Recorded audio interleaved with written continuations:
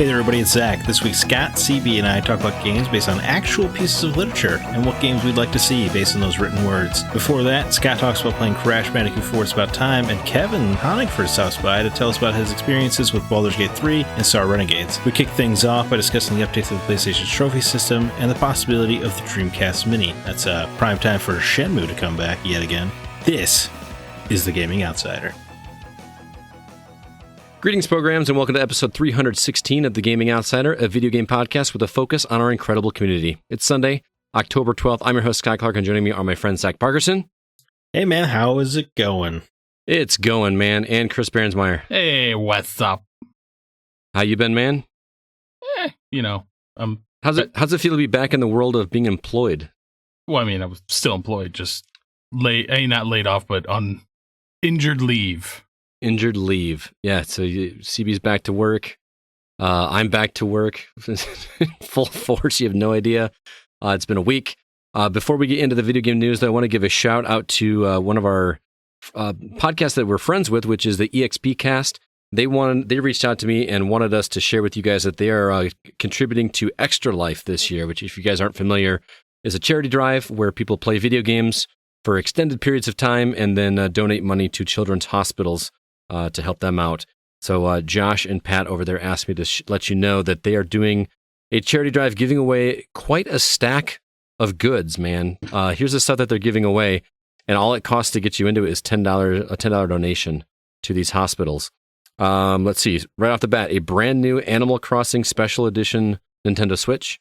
And this one CB will be interested in, a pristine NES control deck in box. Ooh. Complete. Sealed Castlevania Circle of the Moon for Game Boy Advance. I mean, there's just tons of stuff here. SNES games, PS4, Switch, 3DS, and Xbox games. Something like 30 different prizes. And you basically get a raffle entry for $10. And every raffle entry you do gets you extra entries. So there's a link in the show notes for this episode if you'd like to check that out. Those guys are awesome over at the EXP Cast. Also check out their show, and they're doing something cool for charity. So be sure to check that out.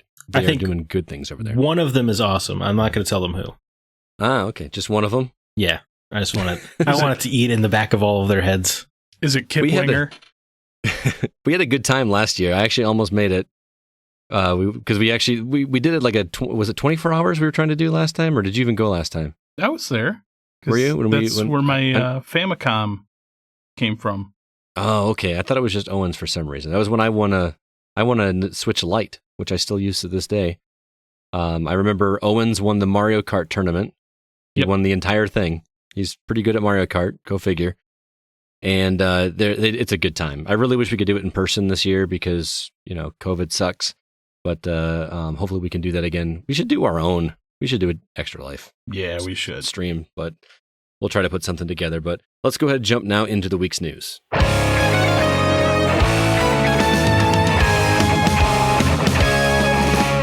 Few things happened this week in the industry that is video games. PlayStation's trophy system received an update. SEGA hints at a possibility of a Dreamcast Mini, and Microsoft announces a partnership with GameStop. Who wants to start? Any of these interest you guys? Well, I mean, I'm a trophy fan, but I don't understand this change. I don't either. I was hoping you could, because it doesn't make any sense to me. Yeah, I mean, the real reason is our ADD rattled brains are more likely to engage the level if the number goes up more often. Possibly. I think that's the only reason. But I'm going to be honest, I didn't even know that they had it went from 1 to 100. I didn't know there was a ranking system. That's how little I pay attention to trophies. Yeah, I think I went from level 28 to 418 or something like that with this update. But for me, it's just, it's change for the sake of change, Mm-hmm. Like, it doesn't actually impact anything. I don't understand it. I liked the numbers being low because it felt more meaningful when you would level up. Right. But this, I don't know, PlayStation baffles me right now. For a lot of reasons. Did you see that they did a user interface tease for the PS5 via Burger King a couple hours ago? Yeah, I don't know what the hell PlayStation is doing other than trying to deliberately annoy its fan base. Burger King? Like, what? Okay, you're gonna have to explain to me. What was it? Like, the King was playing around with a PS5. Okay. That's not super weird. I mean, Xbox is doing Taco Bell commercials. Right, but you know how we know about the Xbox. It's in YouTubers' hands. People are playing the Series X. You don't know anything about the PS5. So when like the first sort of information comes out about how it operates, it's via a Whopper commercial. It's definitely a little weird. Did you watch the I don't even remember what they called it. What do they call that where they like showed the PS5 in a video? Oh, the teardown? Teardown. I didn't get a chance to watch it. Did you? I did indeed watch it. It was fine. Too. Yeah, I don't know. It's it was kind of funny that they like highlighted the memory, like how you swap in the memory, which is like you have to take apart a third of the console to update your memory.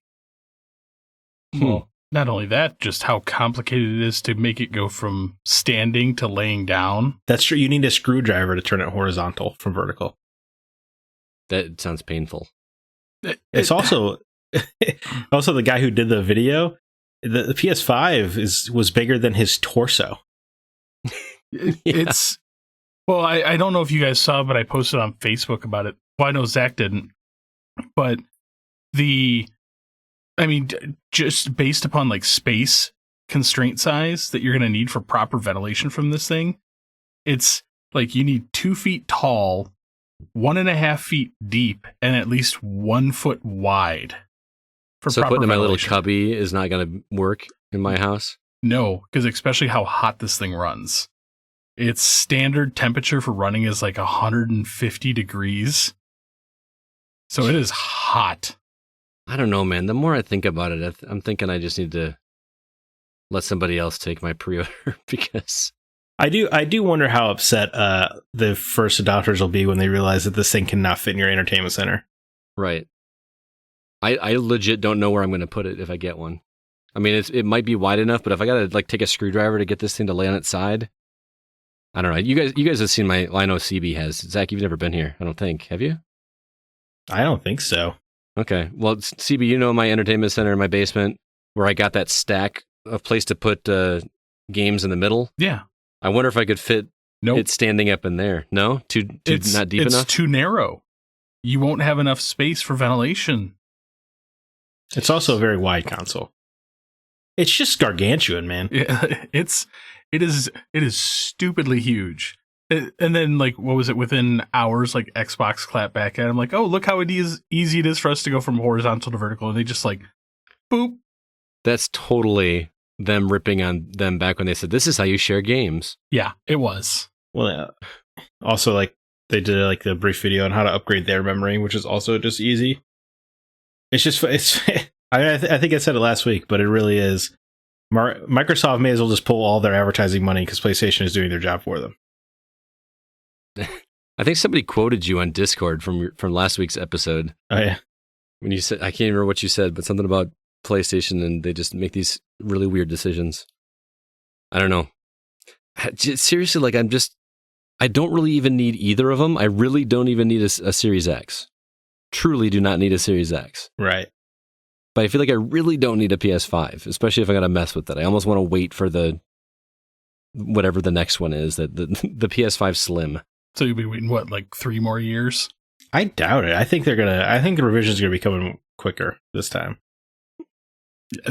Better hope so. I just feel like that's the model they're going towards, especially the Xbox. The Series X, Series S. Can't wait for Series Z. Yeah. Well, that was a rumor, wasn't there? Was it? Series V? Yeah, Series V. There was a Series V rumor floating around there for a while that people bought, where it was going to be like in between the X and the S, or something. I don't know what it was, but I don't know. I keep coming back to if I even need either of them, because that's $1,000 that I've just committed to. Yeah. For what? I mean, the real answer is you do not, but do you want them? That's up to you. But I want them. There's nothing that says need on either of these for gamers, you know? Right. Other than newest, latest, best, and to be able to talk about it here. That's right. That's really my only thing. And then again, it's also first adopter. Remember the Xbox 360 when that first came out? How many red rings we went through? Yeah. Are we gonna deal with that again? I don't know. I wonder. genuinely don't know what to do. I wonder if they'll do the achievement thing again, because I still have the random achievement for having it like the day one Xbox. Yeah, I had that one. You had to like scan a QR code or something, didn't you, to be able to get it? With your Connect. Well, yeah, can't not have that, guys. Gotta have that achievement. Hey, man. It was 0 points. It wasn't even any points. It was a 0 point achievement. No, I mean, that sounds cool. But yeah, it worked. Right. That's why I bought the day one. Hey, look at it this way. If you keep the PS5, you'll have an additional heating source in your house. During these cold winter months. Just stick it under my desk at school and just keep my feet warm.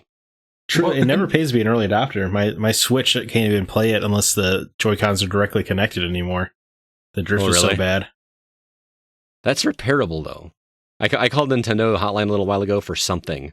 I can't remember what. Like I think it was. It was to. You were lost in Zelda. My loss. You were lost in Zelda. No. Never mind, Scott. Well, you used to call the hotline for tips and tricks. Oh, gotcha. I'm sorry. No. I wasn't lost in Zelda. I had a fraudulent deal going on with my PayPal account. Someone spent $200 in Fortnite V-Bucks on my account, and anyway, so I called in on the number one thing. You know how they say press 1 for this, press 2 for that. Number 1 was if you have Joy-Con drift issues, press 1. So they're getting lots of calls for those, and apparently it's not that hard to do. I just have to buy the parts and watch a YouTube video. It's supposed to be really, really easy to do.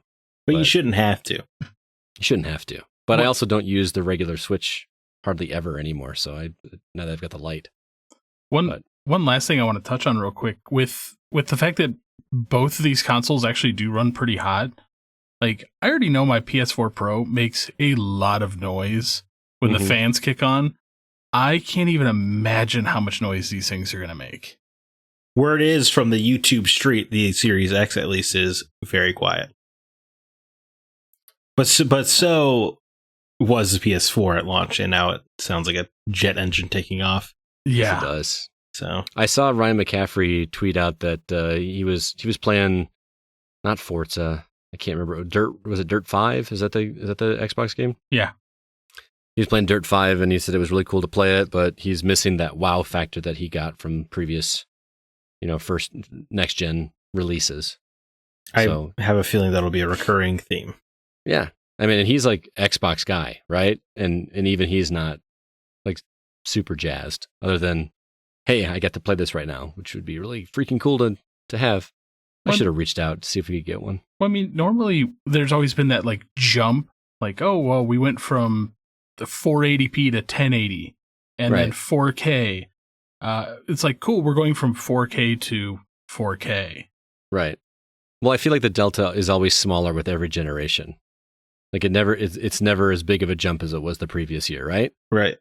Well, we're on the verge of like the 8K stuff right now, and I'm surprised they just didn't be like, hey, it's native 8K. Right.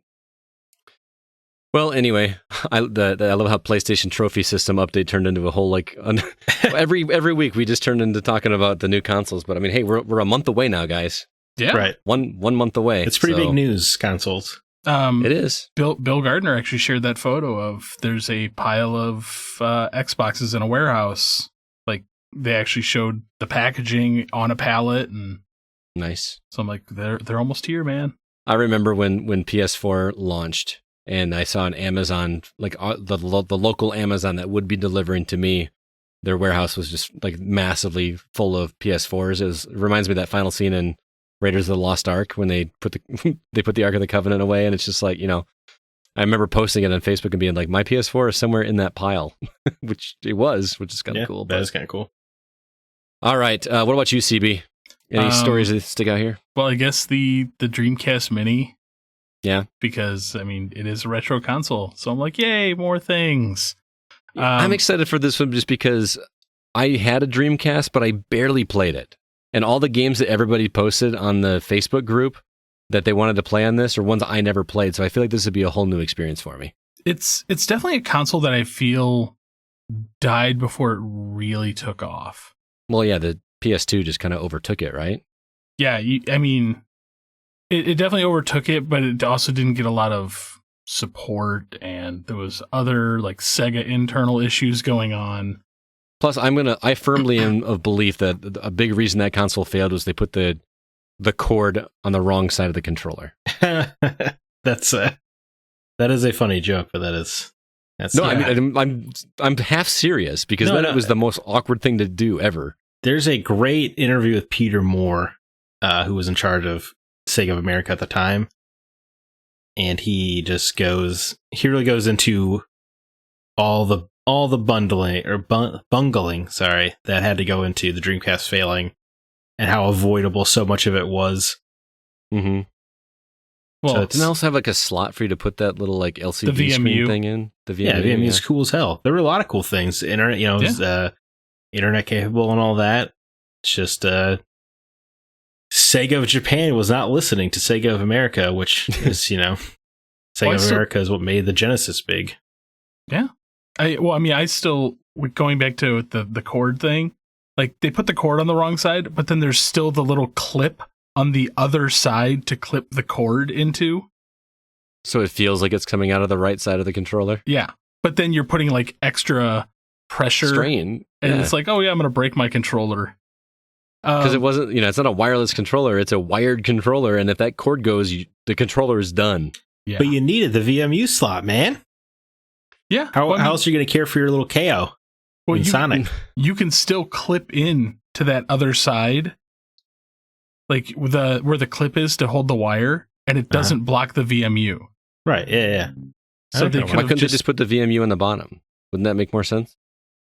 I don't think it would. I think it'd be hard to design to make it right side up. It's also like because some games you want to see it while you're also looking at the TV screen. Oh, I see. So you can you can keep your peripheral on both if it's at the top of the controller. Gotcha. Even though the VMU didn't get as much support in the US as it did overseas. It was still cool as hell. Yeah.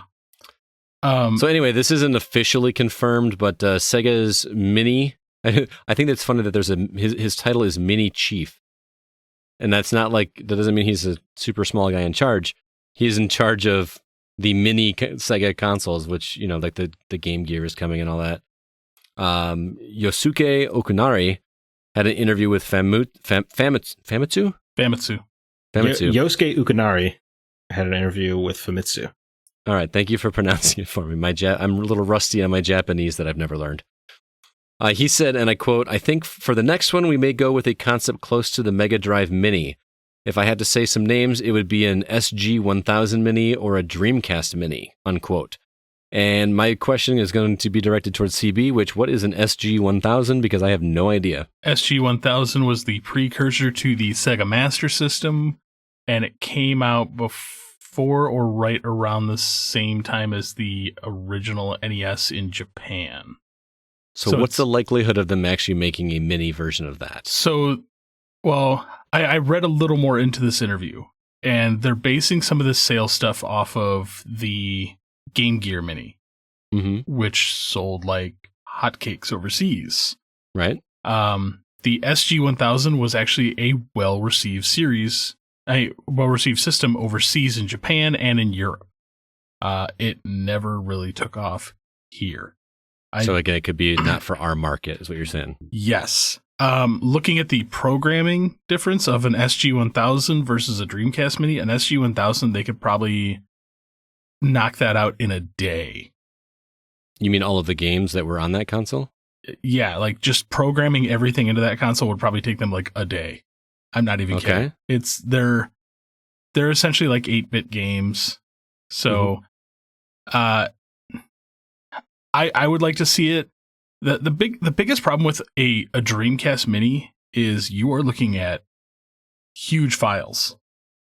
I mean, I'm just trying to imagine like how like the cost of the system, because dropping a bunch of disc titles from later generations, like granted the PlayStation Classic didn't do that well.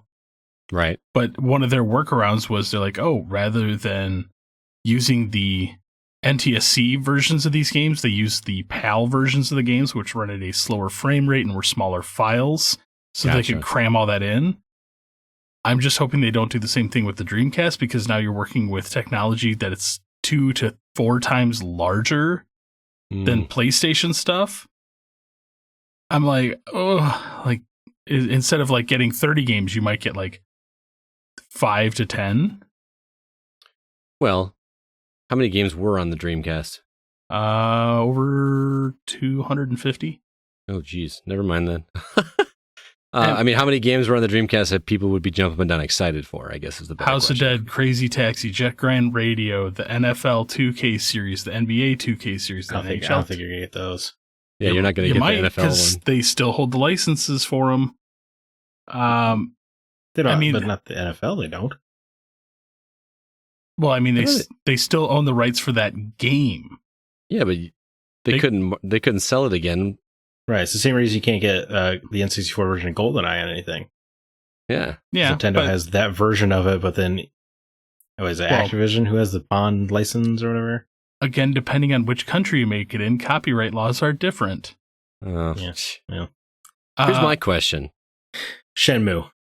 Shenmue 2. Ikaruga was on the system. That is true. Yeah. Ikaruga. Can we let's get a Sega Saturn Mini. How about that? That was my question. Because this skips over the Saturn. Yeah. Well, the other cool thing is, you remember how they did like the Tower of Power for the... Yes.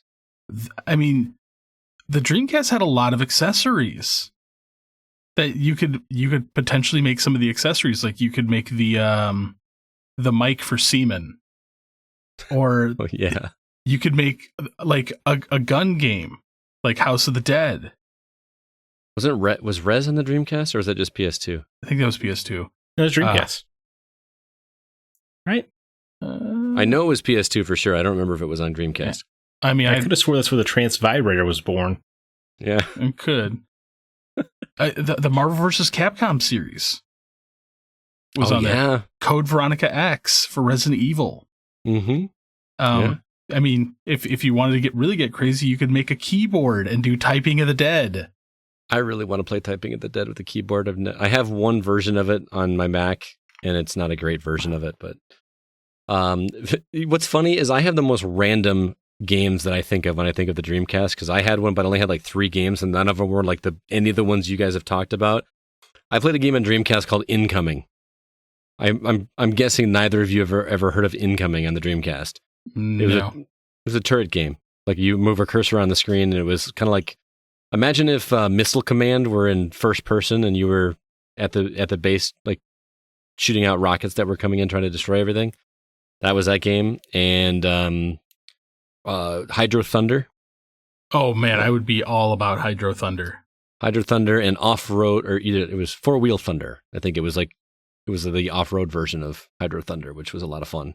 And that game is severely underrated. There is a great multiplayer game in that where it's like bomb tag that I had a lot of fun back in the day. May have been not sober when I played it, but it was still really fun. So yeah. So basically, we'd all be down for a Dreamcast Mini, right? Well, yeah, especially because then I could play the OG Soul Calibur and Power Stone again.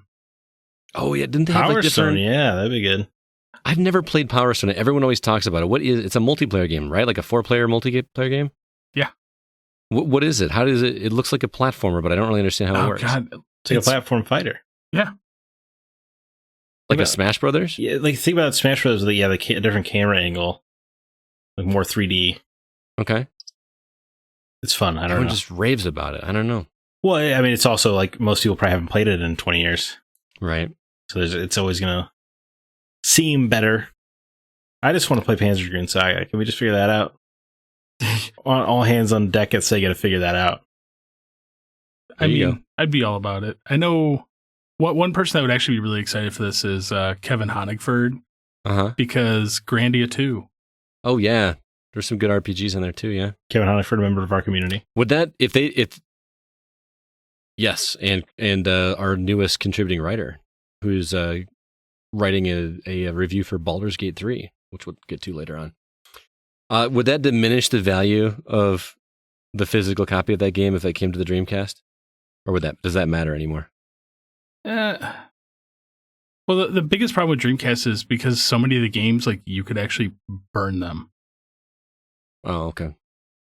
So I think that's one of the reasons, like, none of the games have hit, like, little Samson level of expensive. Mm-hmm. So I thought that one was like crazy expensive though. Grandia 2? No, the Panzer Dragoon. Oh, well, that's because that's Sega Saturn. Yes, that is stupid expensive. Right. Oh, okay. I didn't really. And the developers lost the source code, so they can't port it to anything. I forgot about that story. Yeah, you talked about that when you reviewed the remake. Yeah. How'd they do the remake then if they didn't have the source code? They just built it from the ground first up? of all, it was the first game that they remade. Oh, okay. Saga is the third game. And it's the only RPG. Gotcha. We had one other story I wanted to mention just because I have a reason I want to mention this, but Microsoft announced a partnership with GameStop, and it's not as big a deal in terms of games as you would think. It's more of a technology integration. They're going to have cloud-based data storage and business applications from Microsoft, and then the employees are going to have Microsoft Service tablets for employees. That is... Speaking as a former system manager of GameStop, that is exciting because their POS system would have been outdated in the 2000s. So their POS system was a POS? Yes. But yes. Yeah. Being able to, I don't know, being an employee and be able to actually go around with a tablet and say what's in stock you could just sell something right there on the spot, you know? Yeah, I mean, when I last worked at GameStop, you still had to use a mouse to click things. On your work instead computer. of a touchscreen? Yes, that's pretty outdated, Scott. And for a POS, that's outrageous. Yeah. All right. This actually is... I actually when I first read this article, like, this actually brings up another point. With GameStop redeveloping a lot of their stores to sell other things like computer parts and VR stuff. And hella Funko Pops. Yes. And the fact that Xbox All Access is going to be in all these stores. Mm-hmm. That's the big thing, I think, for us. Well, with Microsoft shutting down all their actual like Microsoft stores, could there be the possibility of another buyout? No. Microsoft buying out GameStop? They're not exactly doing hot.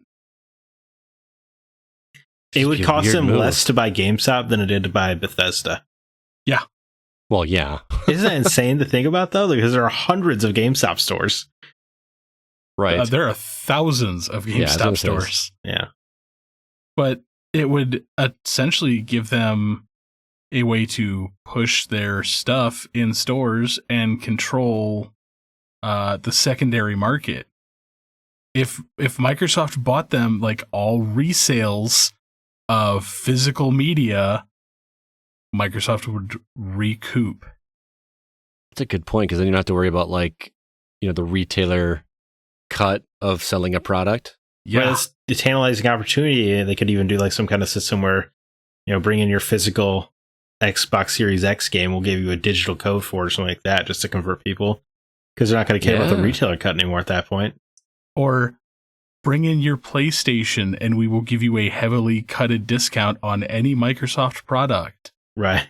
Series X trades it. They like, cut the Series X trade in, and you're like, we'll give you like $100 for it. But if you bring your PS5 in, that'll cover the cost of a Series X for you. You know, something like that. But it would also be another avenue outside of the Bethesda purchase to force Sony to play ball with them. I don't know how far-fetched this idea is, but it sure is a sexy opportunity to think about. I like where it's going. I'm honestly surprised that Nintendo, Sony, or Microsoft has not bid on this yet. Because then it's like, oh, we can get the secondary sales of all of our products rather than it going to someone else. Right. And you get Reggie. Yeah. He's me. Oh my God, full circle. Well, here's my question. Because moved there in the first place. If Microsoft owns GameStop, GameStop isn't going to stop selling PlayStations, right?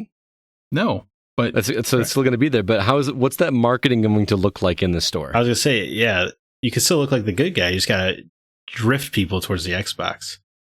Right. You put the Xbox at the front of the store, or you did do what Nintendo did during like the console war era, where instead of like Nintendo had a 16-foot wide space to put all their stuff, and Sega got a 4-foot wide space in Walmart. or when someone comes in to buy Skyrim on PS5, they're about to pay $70 for it. You're like, yeah, you can, but the Xbox has it available on Game Pass. Only Right. one low monthly fee. I don't think Skyrim's going to be on. Oh, you mean Well, Skyrim, I meant not I do 6. mean Skyrim because Todd Howard will find a way. if you can put it on Alexa, Yes, he will. it'll make its way to the PS5.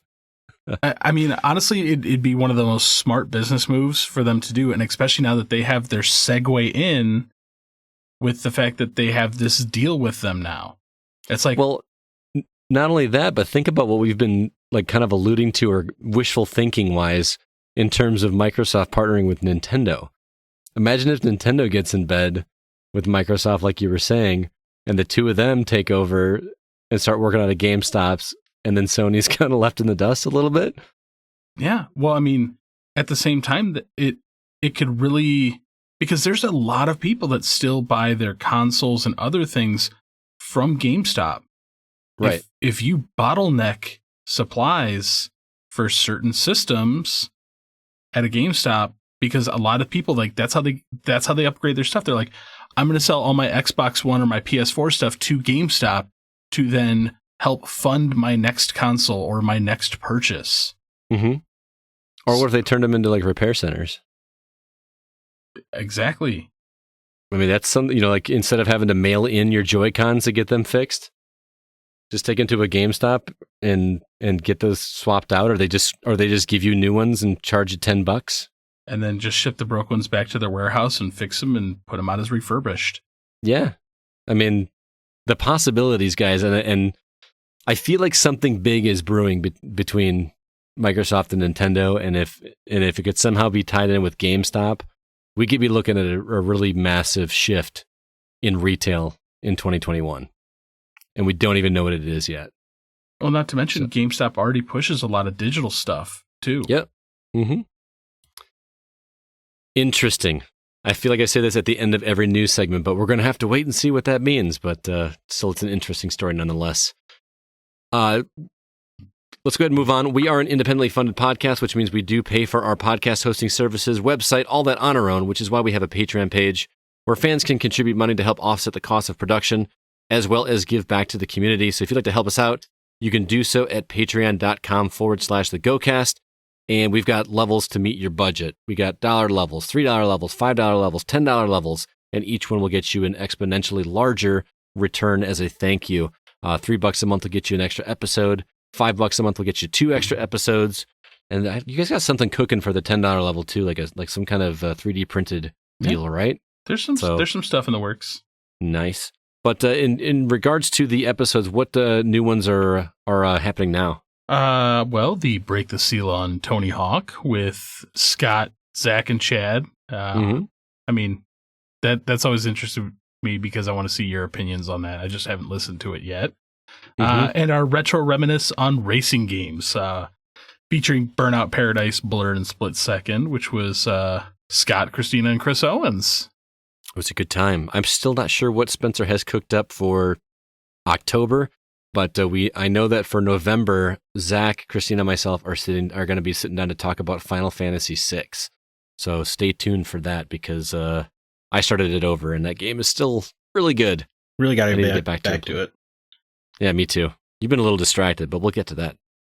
Anyway, once again, that website, if you'd like to help us out, is patreon.com/thegocast. And we're going to go ahead and move on to the games we've actually been playing.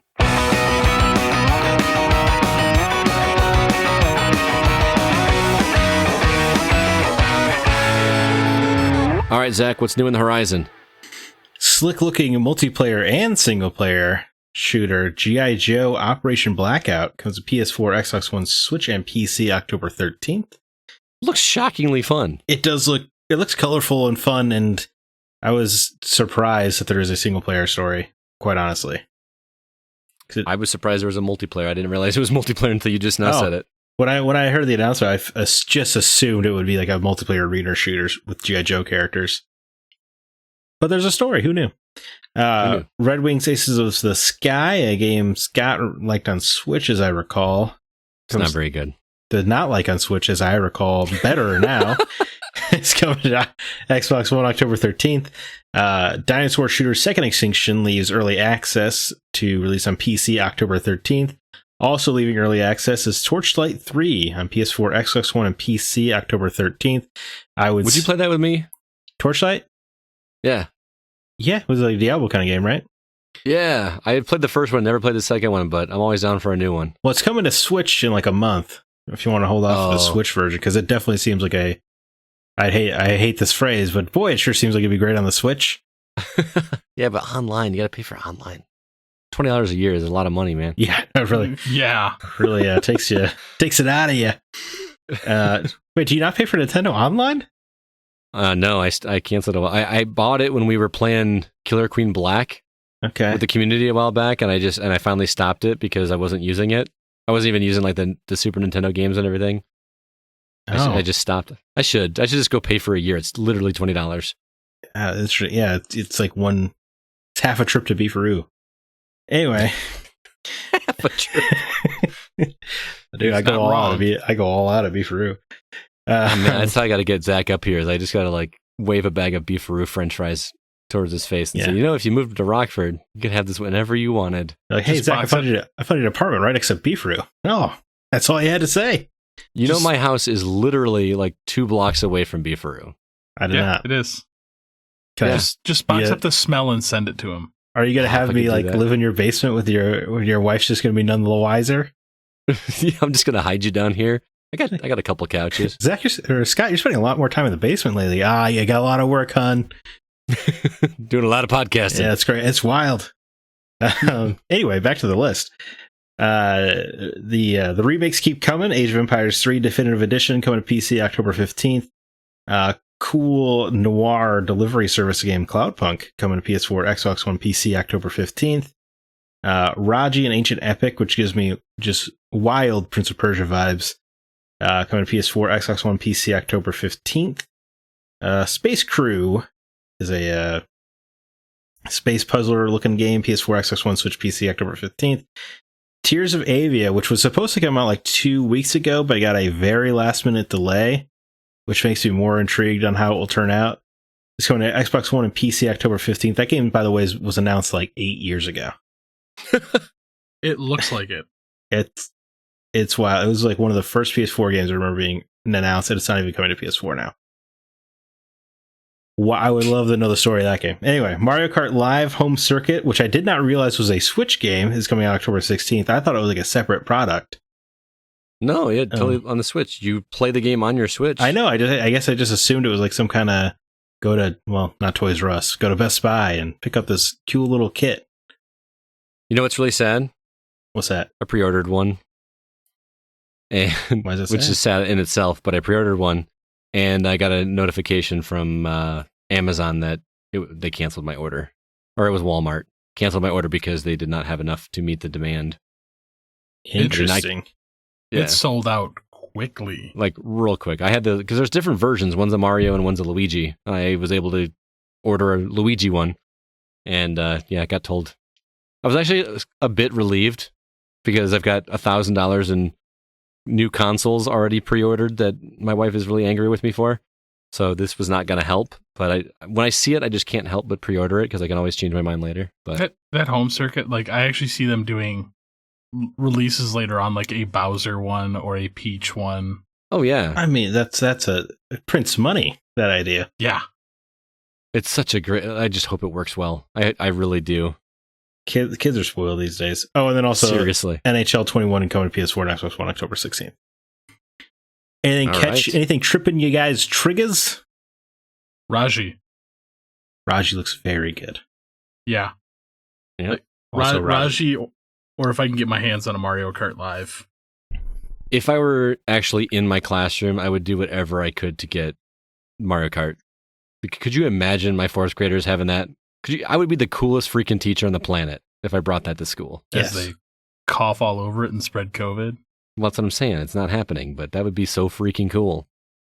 But outside of that, I might check out Torchlight 3, especially if I got somebody to play with, because I like Diablo-esque games, and Torchlight 1 was surprisingly good for being like a $20 title. Yeah, they did something in that game, and it's from David Brevik, isn't it? The guy who made Diablo, right? So it is actually probably closer to what Diablo would be in the modern era, anyway.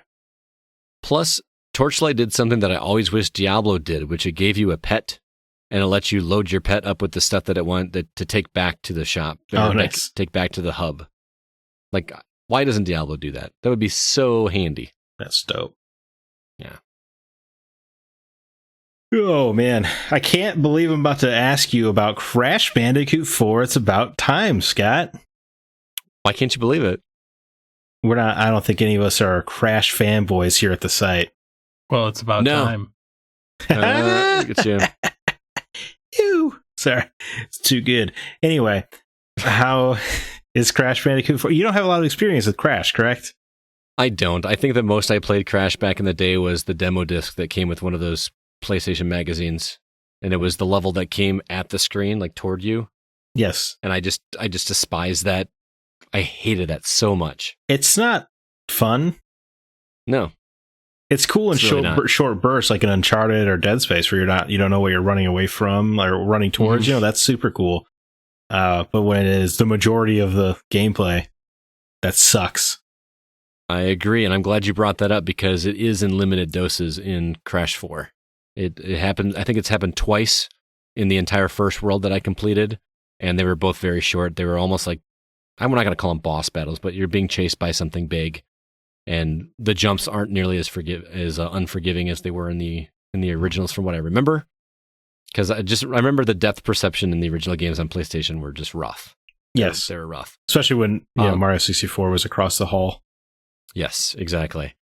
But what I will say about this game, when you first boot it up, as a guy that has not played any of the Crash games to completion and knows nothing about the characters, this thing looks like a crazy Saturday morning cartoon.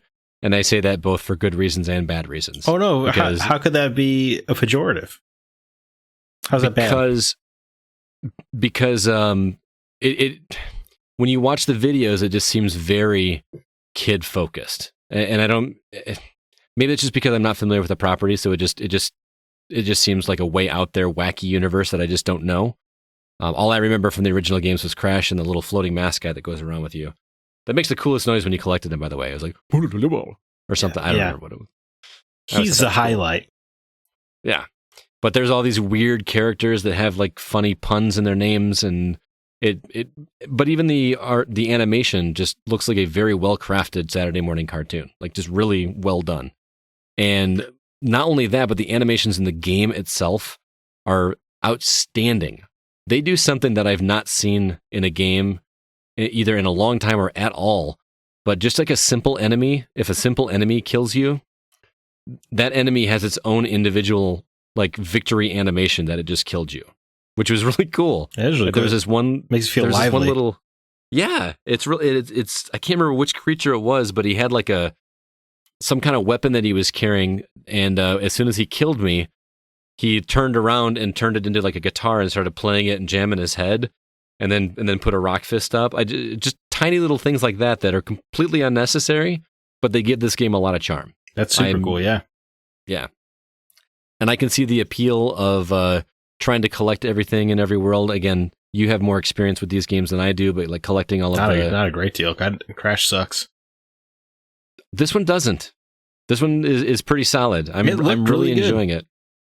Yeah. I'm only one world in. I'm far from completing it, but I see lots of replay just from the first world that I've done of going to try to collect everything in every level because it never seems unattainable. There's lots of things to get, but it never seems like completely out of the reach. One of the things that I found, if you find these like VHS tapes, and it takes you to like these secret boards, which I know these were in the original games, or there's like bonus levels in the originals where you have to like bounce in the boxes and find the correct path of boxes to get all the way to the other end of the stage. Does any of that ring a bell to you guys? Yeah, it does. Yeah, vaguely. And it's a fun challenge, but the platforming feels a lot more tight than it did in the original games from my memory. And it's kind of cool doing those VHS tapes because they actually do it as if you were watching a VHS tape. They do like the scan lines as it's going down, and Crash looks like Crash from the original games during those bonus levels. So it feels kind of a throwback, and there's some guy, like Overlord guy in the background talking about an experiment, and whenever you die, the experiment failed. And I don't know. There's just a lot of charming stuff that just puts a smile on your face. And I don't know. In a world of filled with dark, brooding open world RPGs where people are being impaled and heads cut off and everything.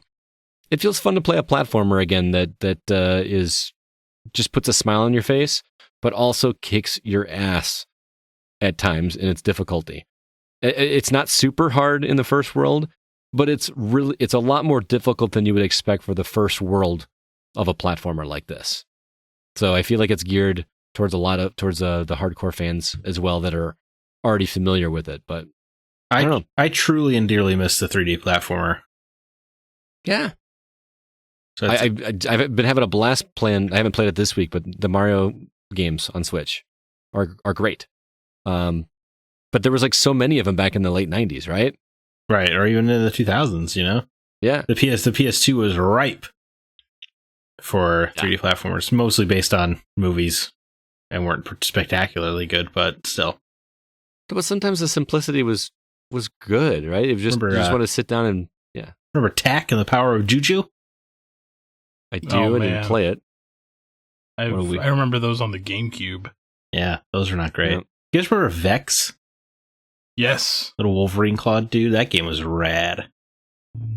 Never played that one. Shout out to my pops who bought it for me randomly because he thought it looked cool in a magazine once. Hey, nice. I like it. So yeah, Crash Bandicoot 4, it's about time. I'm probably going to play it some more next week.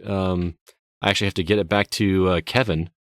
Kevin is a listener who actually won the copy from our giveaway, and he was reviewing a game for us and let me check it out for the weekend so I could talk about it on the show. So another reason I need to live in Rockford. I know, right? Just so many reasons, man. If only you had a roommate. Yeah, if only. They're growing innumerable the reasons. I know, right? Well, speaking of Kevin, he stopped by this weekend to talk to me about a couple games he's been playing. So I want to share with you what he's going to talk about, because he talked about a couple really cool games, including Baldur's Gate 3, but he's also going to talk about Star Renegades, which is a RPG that he's playing. So I'm going to play that for you right now. I'm here with our newest contributing writer, Mr. Kevin Honigford. Kevin, how are you doing, sir? Good, yourself? I'm doing all right. Thank you so much for joining the team, as it were. Why don't you tell the listeners a little bit about yourself? What genres are you into? What platforms do you play on, so they can know what games to expect from you in terms of reviews? I am a big fan of turn-based games. I call myself a turn-based junkie. Mm-hmm. Anything with that kind of schematic to it. I play primarily on PC. I do play some on PS4 as well, though. Don't you? And you pre-ordered a PS5, didn't you? Or you tried? I tried, but I did not succeed, like many others. So you'll get one eventually. It's just a matter of time. At some point, yeah. All right. Well, I love having another turn-based junkie on here, because I know Chad is a huge turn-based guy as well. And it actually works out well, because you played a game for us called Star Renegades, which comes from Massive Damage. And I watched the trailer for this, and I got a whole lot of Octopath Traveler vibes from it, which is a game I liked a lot. Is there some flavor of that in this game? There is some. It is a deterministic game, which is you can see where your opponents and yourselves are going to act on each turn, and you have the ability to cancel a player's actions based on where you act on that timeline. Okay. And you're a big Grandia guy as well, aren't you? Yes. Is that another comparative game here in that case? It is. I had heard that before I started playing, and I didn't really understand it from what I saw, but once I started playing, that shone through like crazy. Okay. Well, tell me about the story a little bit, because I got a real hardcore sci-fi vibe from watching the trailer. What's going on here plot-wise? Yeah, it is like a space sci-fi kind of environment. You are renegades on a planet that's being threatened by an alien robot race called the Imperium. Mm-hmm. And it is your job to basically protect this world from being taken over by them. Okay. So you've been raving about this one on Facebook and the community a little bit. What makes this game so special in your eyes? The battle system. The battle system with the combination, like we said, of the Grandia series and the Octopath systems is absolutely phenomenal. I've never actually played anything as exciting as this battle system was. Oh, wow. That's high praise. Yes, it was so much fun. Okay. Well, tell me about it. Is it just the sheer like puzzle format of like trying to figure out how to take down your guys, or does it just make you feel like a god, or what about it is so cool?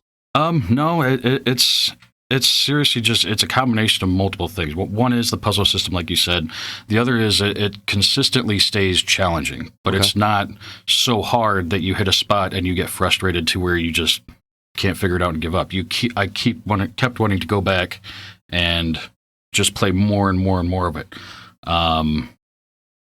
The other aspect that was really entertaining about it is even the enemies in this game are randomly generated with different abilities and such. And so every time you go through it, it's a different run. That's interesting. One of the things that I keep hearing a lot about it, and I think you even mentioned it when you talked about it on social media, was that it takes a while for the game to click. Like you kind of have this aha moment. Can you explain what that's about? The easiest way for me to put it is there's a lot of systems that work together, and it takes a little while to figure out how those systems actually work together as a whole. It's pretty simple to see what they do individually, but as you start going through, like my first run, it got over with, and it put me back at the start, and I almost wanted to shut the game off. I was so upset.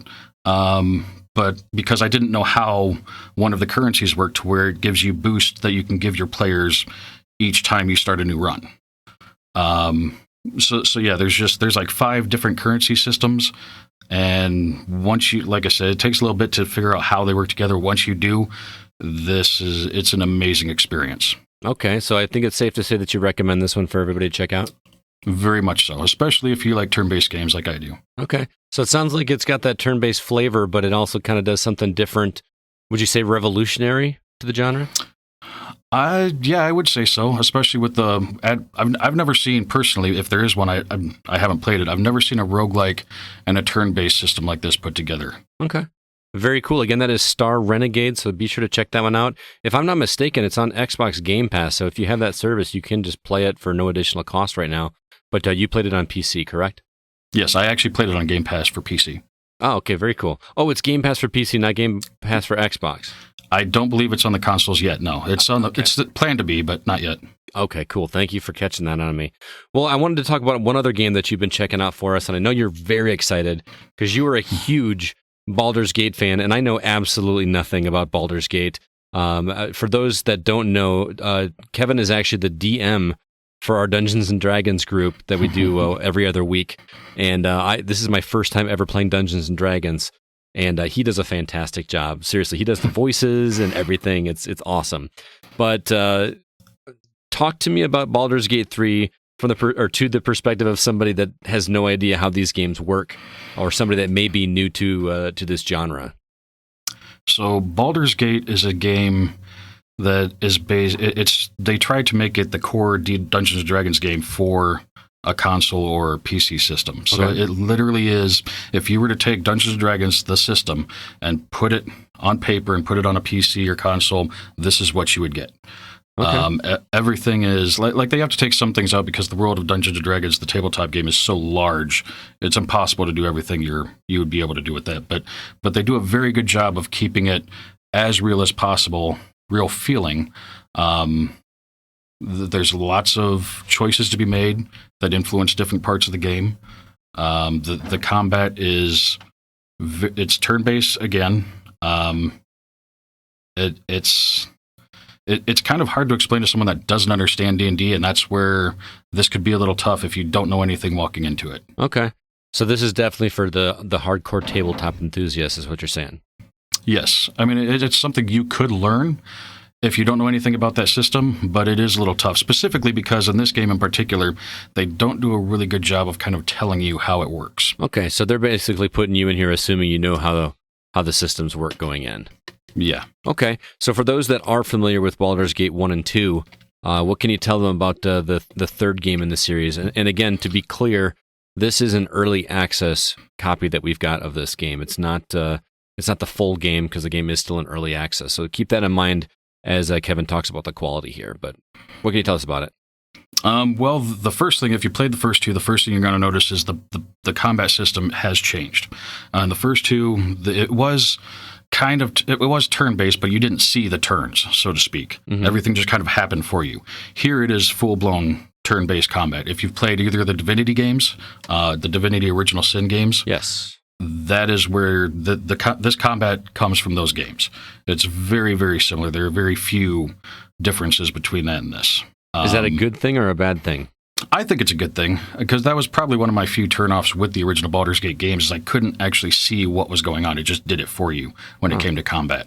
So here you have much more control over what's happening. You could just see how it all unfolds in front of you. Yeah. Now, this is just the first act that you have access to with this copy. How far into it did you get? I've got about 10 hours in. This is the first act of 3, yes. Okay. And I mean, are you enjoying it as a fan of the original games, or what are your thoughts on it? It's really good. It's if you can see past the problems that are there. Like you said, this is early development or early access, so it is a bit buggy. There are parts of the story that I actually missed because one of the characters, the way they had the camera set, one of the characters' bodies was completely blocking out what was going on behind them in the screen. So that was quite a bit frustrating. I did have to reload and actually pay attention to where everybody was before I started that cutscene. That's not an intentional thing, like hey, line of sight, whatever. That's not on purpose. I don't know, to be honest with you. Okay. Like I said, once I made sure that another person was out of the line of sight for where this was taking place, I didn't have that problem. Okay. But it was quite frustrating having to sit through a 15-minute segment, not being able to see what's going on behind it. Okay. What other positives do you have, or negatives for that matter, about the... The positives is the environment is great. The environment is beautiful. It's a beautiful world. It's very interactive. There are fires that can damage you. There are oil slicks that you can slip on. And same thing for your enemies. You can use that to your advantage as well. The only other negatives really are the cutscenes are they're not done. Mm-hmm. They need a lot of work. Every other aspect of the game is very well done already. There are times that, like when you're walking around the normal world, your character is just gliding along instead of actually walking, so some of the animation is off. But yeah, the biggest negative is, like I said, the cutscenes are very like someone starts talking in a cutscene and their mouth isn't moving. Okay. They're making facial expressions that are very, very strange. Things like that. Okay. And I just want to ask that this is for me, really, because I just don't understand how these games work. And being as a guy that just is now getting into D&D thanks to you and the other guys, one of the things about tabletop Dungeons & Dragons that I just find fascinating is the sheer freedom that you have to do literally anything. There's really no wrong way to play the game, is how you sold me on doing this. Does that translate over to the PC game as well? I mean, do you have a bunch of freedom like you do in the tabletop version? You do have some. I mean, more than... That's kind of what these are known for. The original Baldur's Gate games are known for, is having so many choices when there's a dialogue and how the way they affect the game. And in the world, you can literally, like when I was playing one time, I picked up a treasure chest, and chucked it at one of my bad guys. Oh, okay. One of the guys I was facing. I mean, there's a lot you can do. You can grab a torch and just chuck it at an oil slick, and it'll start everything on fire. You can shove people off of cliffs. Oh, wow. There is a lot you can do. Okay. So I know this is early on. You're 10 hours into the 20-hour first act, but is this one that you're going to recommend for people to check out? I would definitely wait until they get a little further if you want a pleasant experience. Because like I said, the cutscenes are I missed a lot of the story because of bad parts with the cutscenes. Mm-hmm. The rest of the gameplay is very well done. I'm not sure, if you wanted to be a part of seeing how things develop, you could check it out now, but I would definitely give it time if you want an actual enjoyable experience. Okay, well, that again is Baldur's Gate 3. We'll probably check in with you either at the end of this act or whenever you get access to the rest of the game to see how this thing kind of polishes out. The game is from Lorien Studios, and we got to give a shout out to Sandbox Strategies for hooking you up with a copy of that. We really do appreciate that. But Kevin, thanks so much for stopping by, man. I really appreciate you checking out these. It's great to have another RPG guy on the team here. Thank you very much. I appreciate the opportunity. Not a problem, man. You have a good one, all right? Thank you, too. Thanks so much, Kevin. Kevin's also a good writer, and he's got written reviews for both Star Renegades and Baldur's Gate 3 available on thegamingoutsider.com that you can check out right now. What about UCB? Anything else you've been catching up on this week? Man, I started achievement chasing again. Oh man, how much ahead of me are you now? Oh, I'm well over 10K. Yeah, I've 10K ahead of him. Yeah. Holy crap! They do this. You got no hope, Scott. Considering I just added 3,500 more. Jesus. You got to remember, there are quite a few games out there that are incredibly easy to get 1,000 achievement points. All right. Like 10, 20 minutes. Speaking of which, Castle of No Escape 1 and 2, 10 minutes each for 1,000. Right. Nice. But then I went a little nuts and I 100%ed the Disney classics Aladdin and Lion King. No way. Yep. 100%. You got all 1,000 achievement points on that? Yep. Dude, I told you, like, I'm focusing from now to the end of the year on like 2D platformers because you always give me so much crap that I'm bad at them. Yeah. I beat them both, 100%ed. And you didn't play those like back in the day, so you're not relying on muscle memory? This is just like you just figured them out? I did play a lot of Aladdin on Genesis, but I never beat it. These two I've actually beat now. I beat Lion King, but I cheated. I used cheat codes. That game is hard. If you're gonna play it, make sure to play the I think it's the Sega Genesis version, because the Super Nintendo version is actually programmed that it's harder. Okay. You talking about Lion King? Yeah. It's only the Genesis version of Aladdin on the collection, right? Is that right? Yeah. Well, there's the Genesis version, and then there's like alternate versions of it. Like there's the Genesis version, there's a director's cut version, and then they have their original E3 demo that you can play. That's a super cool piece of history. It is, because there's actually stuff that was cut out of the vertical slice that didn't make it in the game. But when you actually play the game, it seems like there should be an enemy here. And there actually was in the vertical slice that was cut out. They had like additional enemies. More collections should do kind of weird stuff like that. Oh my God. Can you imagine if you actually got to play some of like the vertical slices that were done at E3 that have just gone by the wayside? Yeah, that'd be absolutely amazing. If they put all those on like a Switch cart, I would be all over that, actually. That'd be really cool. By the way, CB, don't forget, while you were on deployment, I pre-ordered you a physical copy of The Lion King on Super Nintendo. Do you remember that? That special edition, like a yellow box, yellow cartridge. No, that went on sale for like a minute, and I was like, "Hey, do you want me to order this for you?" And you're like, "Sure." So completely forgot about it. You don't even know what I'm talking about, do you? Nope, not a clue. I should have just not said anything and just been like, "Hey, here's that thing you ordered." Well, now I know. Speaking of which, I forgot to mention this last week. I got my physical copy of Freedom Finger. Did you? Yep, it's supposed to be shipping out at the end of this month, along with a couple other games, because it sold out so fast that I actually had to buy a bundle package to get it. Which came with 2 other super rare games, and one of them is Darkwood. Like, I'm not familiar with that game. Yeah, there's 2 other games, but I'm getting my physical copy of Freedom Finger on Switch. Is your box quote on the game? I really want it to be, but I have a feeling it's not going to. I mean, if I open that, because you know I'm going to open it. I'm going to open it, man. Unless my box quote is on the outside, then I will not open it. I mean, why else buy it if you're not going to open it? You know? Well, because if his box quote's on it, man. If my box quote's on it, then I'm going to leave it shut, and I'll probably get it graded. Yeah, dude, that'd be super cool. I mean, I already do own it digitally on Switch, PC, Xbox. I really love that game, man. So it's not like he hasn't played it, is the point. So why not? Why not? If it's that rare, just keep it in there. Only making 4,000 copies. That's limited. That's a pretty rare game.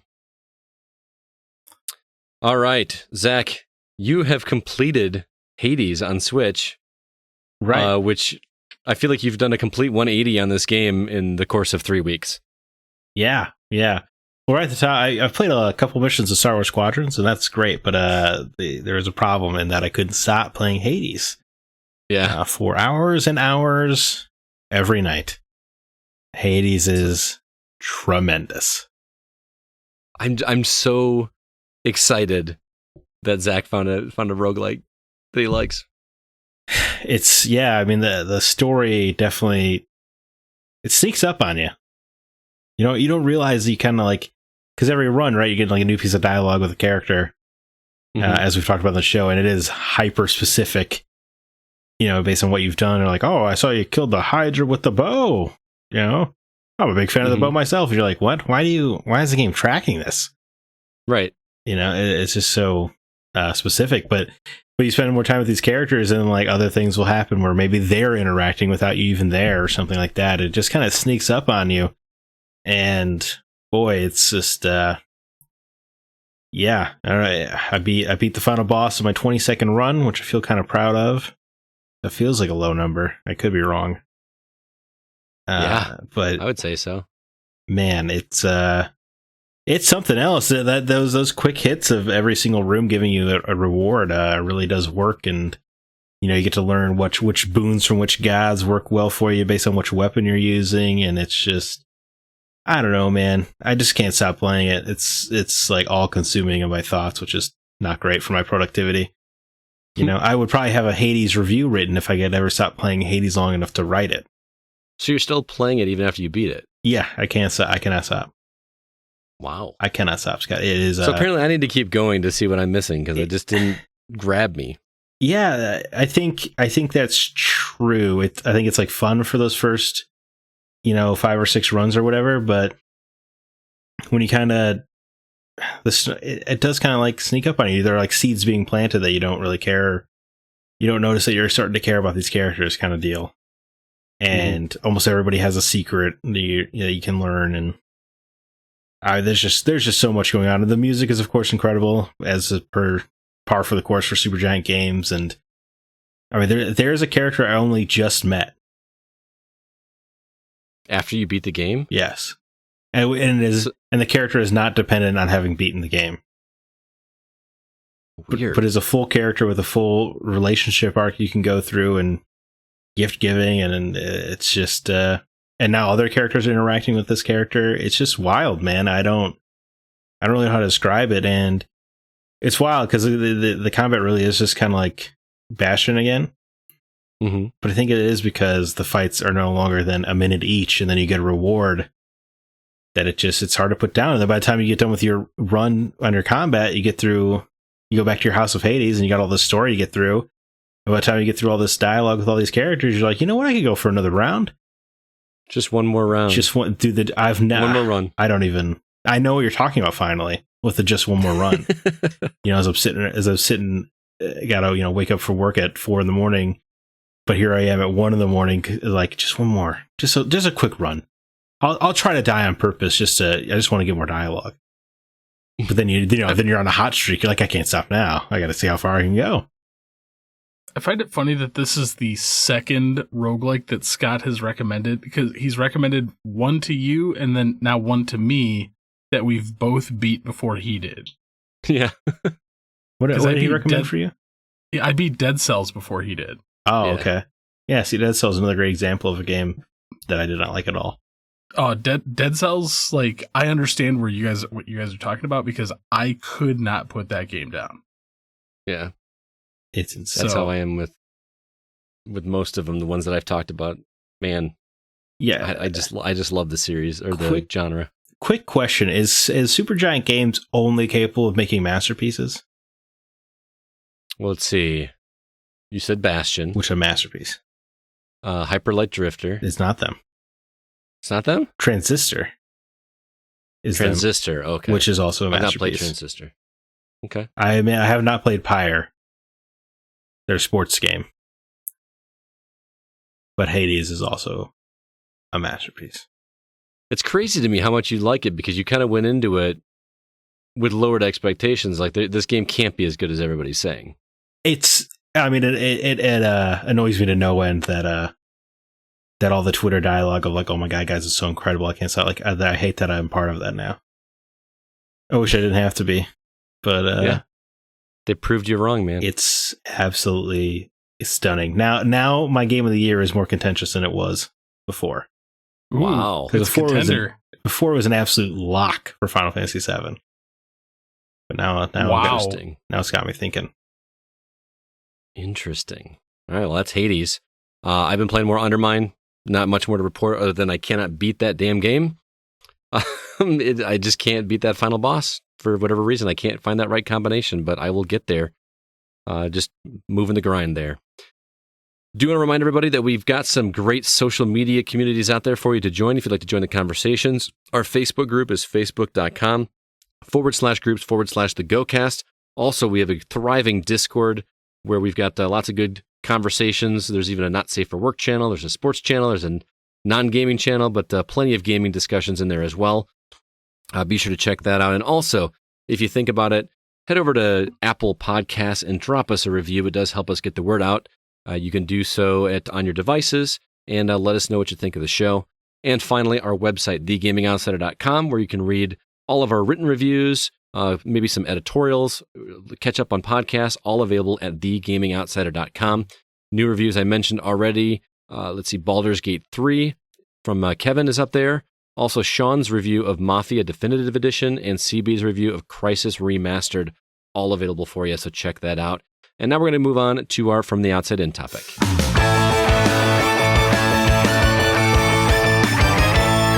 This week's topic was actually Zach's idea. We all know he's a huge fan of literature, and yes, more literature than comic books. It got us to thinking about games based on literature. Sure, it's a hot topic in movies, but I don't think we've ever discussed this in terms of video games. So I know we like to focus on story more than the majority of gamers out there, but I'm curious how you guys feel turning the written word into video game works. Does it translate as well as film? And do you think this is a medium that should be mined for quality stories more often?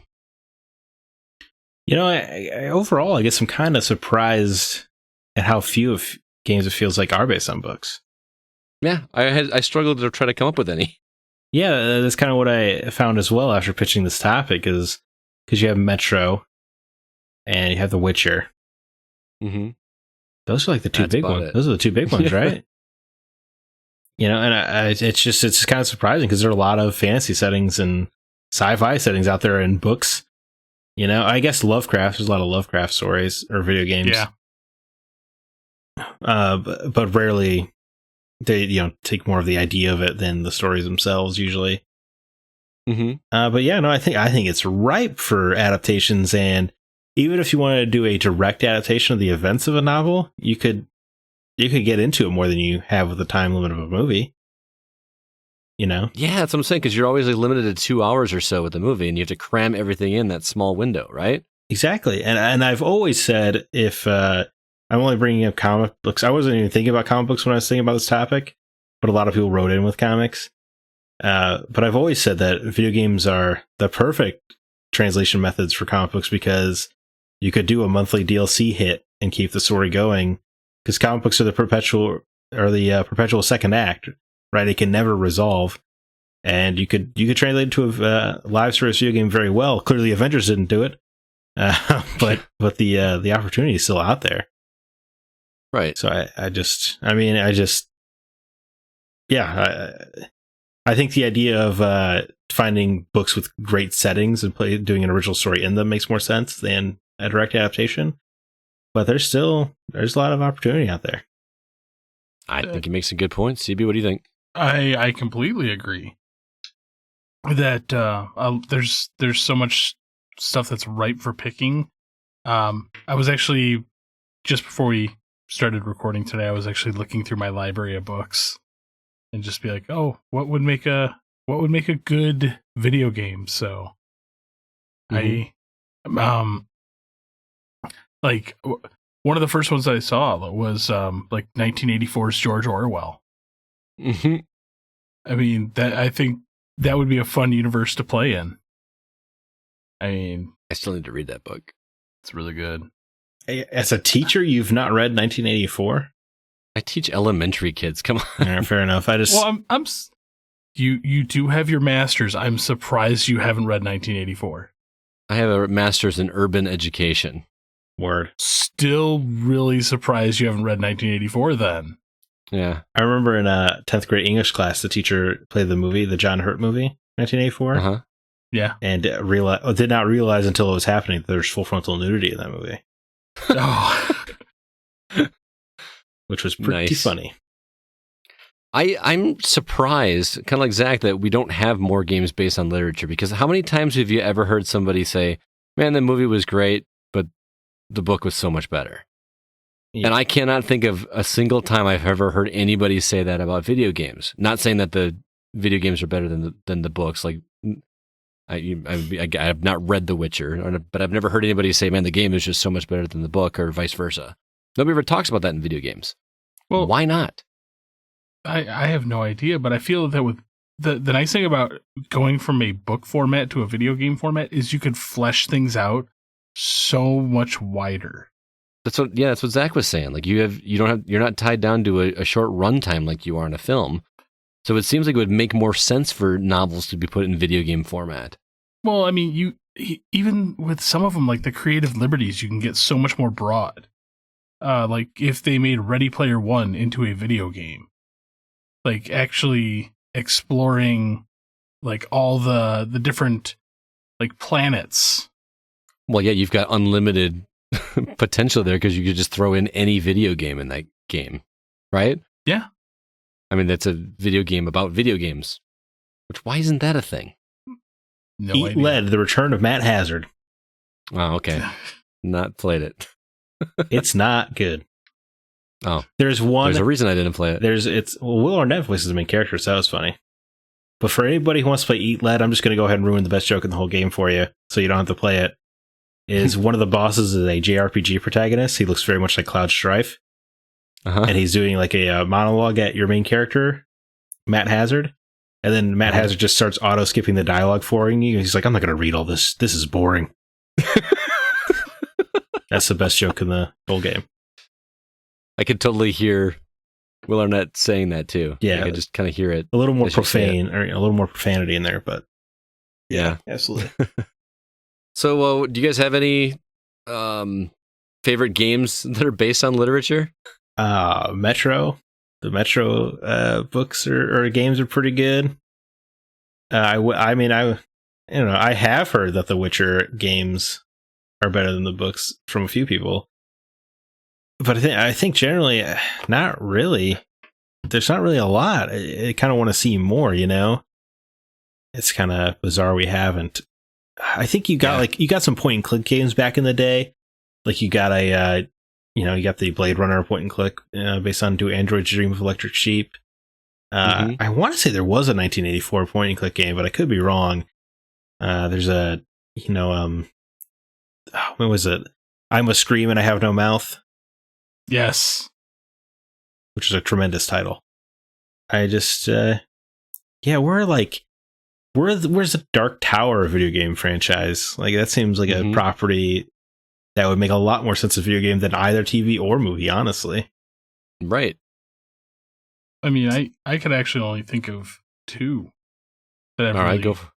I mean, outside of like what Zach said, the Witcher and Metro, but Call of Cthulhu, which I like that game, and it's a bit of a stretch. Okay, good, because I have a bit of a stretch one I wanted to put forth too, but I'm starting to feel a little embarrassed about it. The Binding of Isaac. It's based on a book? The Bible. It's based on the Bible. Okay. Fair enough. I love that. That's awesome. That's why I said, bit of a stretch. So, but yeah, it really, this topic actually just really made me sad. Yeah, that's kind of what I was figuring out after we were talking about it. Just because of all the properties that need like a video game treatment, or would have been a better video game treatment than rather a movie. Mm-hmm. Like, wasn't Spec Ops: The Line based on a book? Yep. No, they wrote a book about it. No. Well, some of it was taken from Heart of Darkness. Yeah. Yeah, inspired by. Much in the same way as my bit of a stretch pick, Bloodborne, which feels more like a Lovecraft story than any video game I could think of based on Lovecraft. All right. That's what I can give you that. I also read that Enslaved Odyssey to the West was based on a book. 16th century Chinese book. Yeah. Yeah. The Monkey King. Yep. And that was a great game, by the way. Dude, side note, it's incredible. I kind of want to go back and play Enslaved again because it was just so well done. I mean, it's one of Andy Serkis firing on all cylinders. All cylinders, like that. Even him at the end, that like godlike creature or whatever in the pyramid. Right, because he does FMV in that game. He's the voice of the main character. He directed most of the cutscenes as well. That was Andy Serkis, the video game. It was great. I feel like I don't want to call it underrated because I feel like everybody talked about it when it came out, but I feel like nobody bought it. Right. I don't think anybody did. It's like the Control of that year. Yeah, you're right. This is critically lauded game that you assume everyone has played, but actually no one has played. Right. Yeah. So any pieces of literature you guys would like to see translated to video games? I know we've kind of touched on some, but I know our listeners have quite a few as well. I have a list. You have a list? Oh boy. I have a list. Are you going to go first here, CB? We'll rock out this list? Sure. The entire Forgotten Realms series. But hold on, wait, quick side note. More than I have. Does Scott put forth any games he likes based on books? Well, I think we took them all. No, I said the ones that are based on books already. We said Enslaved. A couple. Oh. I said Enslaved. Okay. I said Spec Ops. So I think, okay. The format, I guess, here, maybe you listed things in the wrong section. I did. I put things on there that I wished were... Okay, you threw me off because there's one on here where I was like, I'm pretty sure I would have noticed if a game came out based on this. Yeah, we'll get there. Spoiler alert. Yeah. Well, going back to my list. Sorry. A lot of the Clive Klussler Dirk Pitt novels. See, well, you said Forgotten Realms. You're talking about like with was it Drizzt? Yeah. But all of the Forgotten Realms stuff, I think, is just ripe for a video game universe. They did one. Did you play Demon Stone? Neverwinter Night. Well, yeah, I did. Yeah, Drizzt was a playable character in that. Well, he was in oh god, what was Dark Alliance 2? Oh, really? Yeah. Sorry, D&D is like a weird one because most of them are just based on D&D, but then some of the games are based on like specific books that were written. Yeah, it's kind of a weird property. Yeah, because now that I think about like Neverwinter Nights, I mean, kind of is based on written works. But no, like Clive Klussler, the Dirk Pitt novels. I think Sahara would have made a far better video game than a movie. I didn't know that was a book series. Yeah, oh yeah. It's very much Nathan Drake, right? The book series. I'm in. 1984's George Orwell. I said that one already. The Dune series from Frank Herbert. There was a Dune game. There was a what would you call it? RTS game based on Dune, wasn't there? I think there have only exclusively been bad Dune games, though. Yes, I want good ones. Armada by Ernest Cline. Oh yeah, I mean, come on, that's kind of cheating. Is that just Galaga? No, it's basically The Last Starfighter. Oh, yeah, it's The Last Starfighter, but better. By the way, you need to read Armada. It's real good. What if I didn't? I don't know. It's just hard because I really didn't like that movie, Ready Player One. Did you read the book? I did not read the book. The book is far superior. I thought, I thought the movie was bad actually, so it's kind of been hard to work up the nerve. The way that they do the puzzles in the book to me is much more interesting. Like the first puzzle that he comes to, he has to recite the entire movie. No, that's the second puzzle. Or the second puzzle, he has to recite the entire movie War Games. Like he's that into the 80s that he has the entire movie with Matthew Broderick memorized. Wow. And it's stuff like that. And it's a much different tone than the movie already. Yeah. Well, like there's a lot of Def Leppard trivia, I think, in one section. Yeah. Well, almost it's like more about the 80s than it is video games. All the challenges were different. Yeah. Because there was never a race. Mm-hmm. The extra life token was acquired completely differently and in a much cooler fashion. But I had one other one. Starship Troopers. I didn't know that was a book. Yep, by Robert Henlon. Oh man, you could just make like a Dynasty Warriors-esque game. Earth Defense Force. Yeah, it's basically Earth Defense Force. Yeah. Also, book is completely different than the movie. Is it?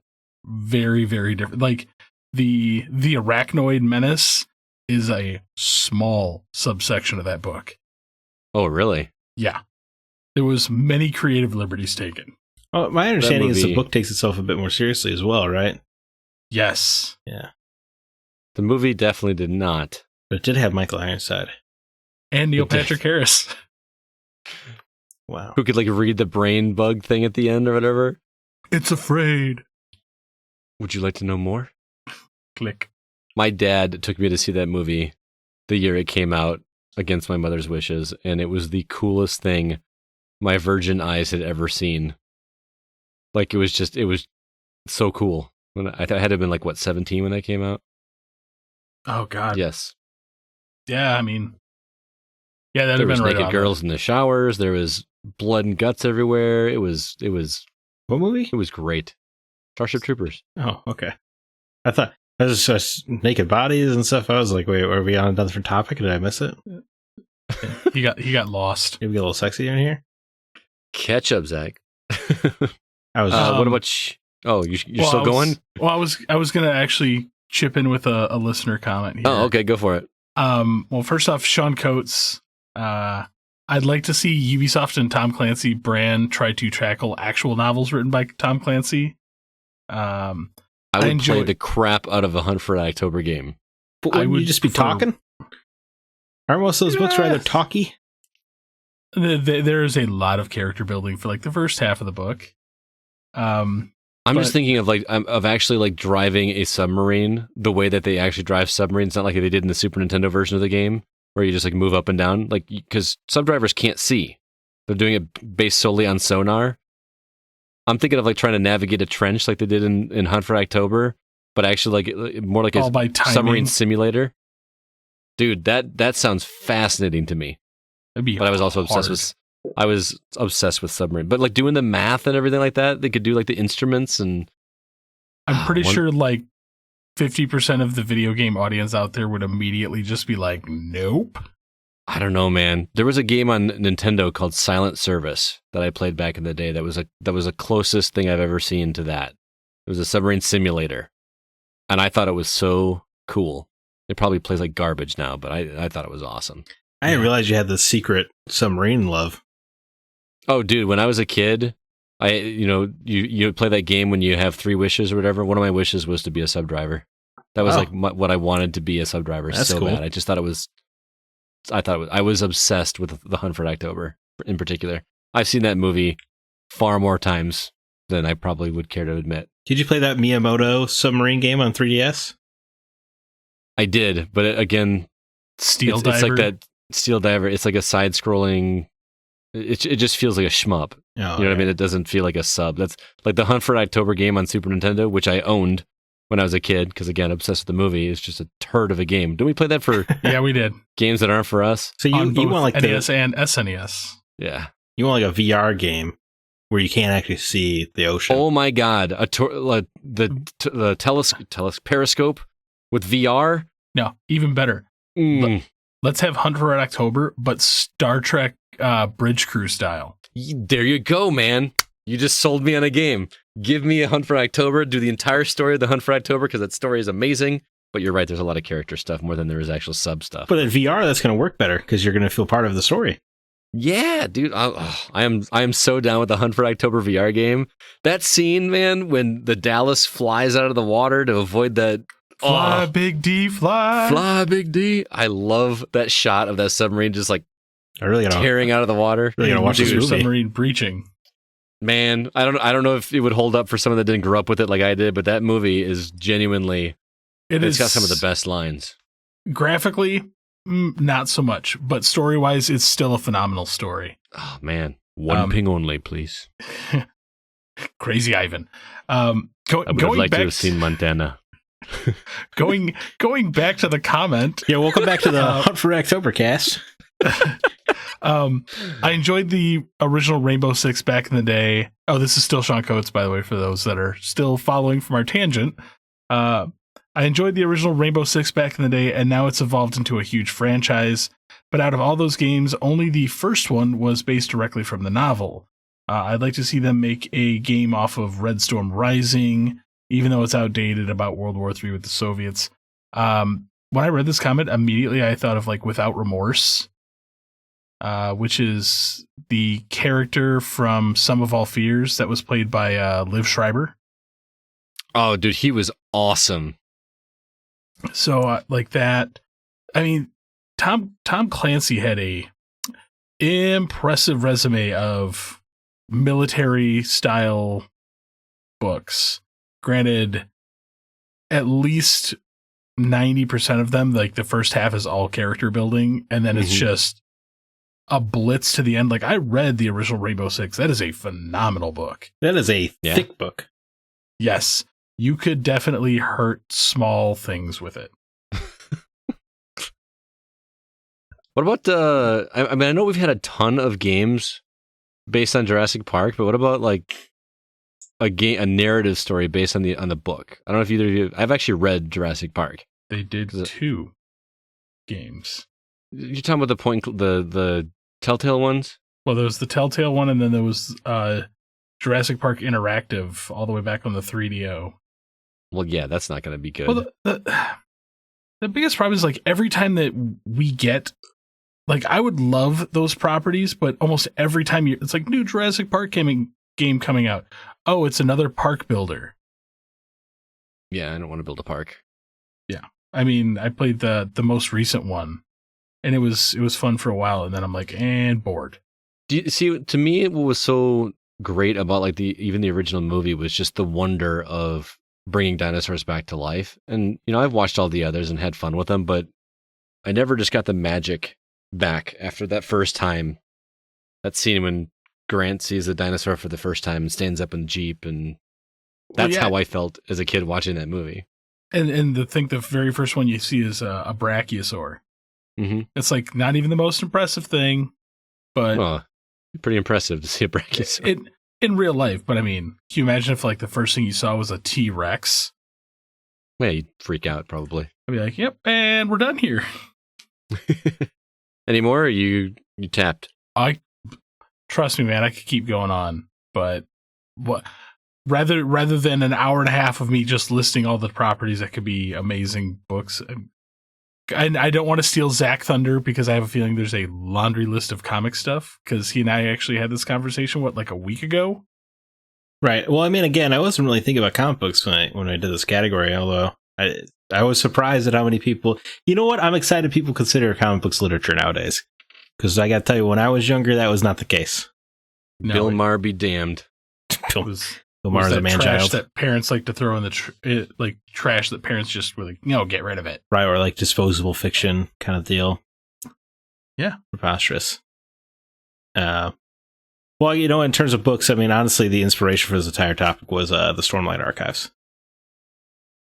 The Way of Kings, Words of Radiance, Oathbringer, etc. I thought of that, but I've only read the first one.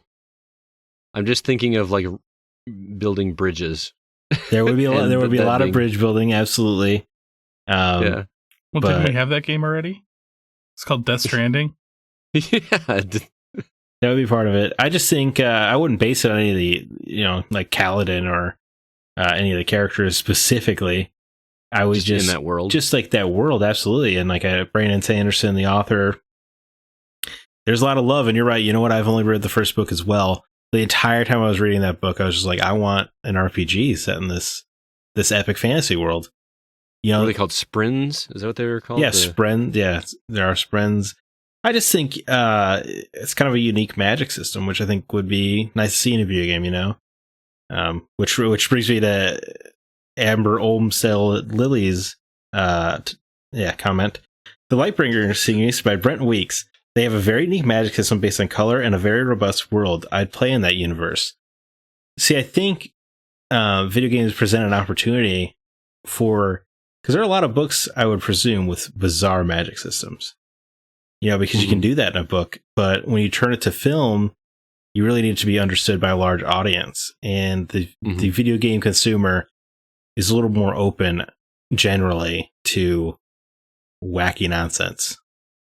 Well, yeah, the Final Fantasy games do exist. For instance, absolutely.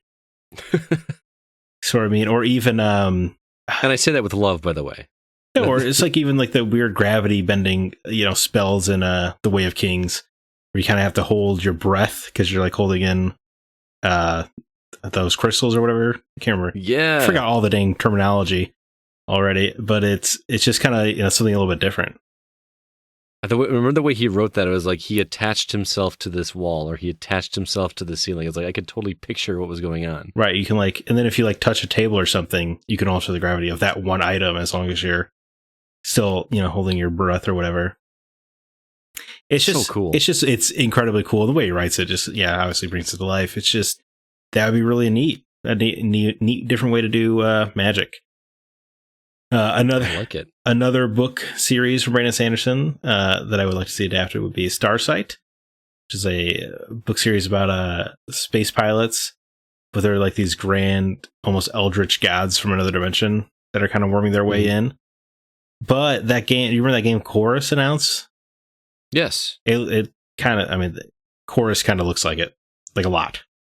So I think I just need to play that. That game is right up my alley, by the way. That game looks insanely good. It's so good. It looks sick. I say that, and I've got Star Wars Squadron sitting here that I've played 2 levels of.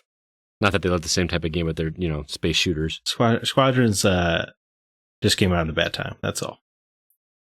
It did. Very busy time. Sorry.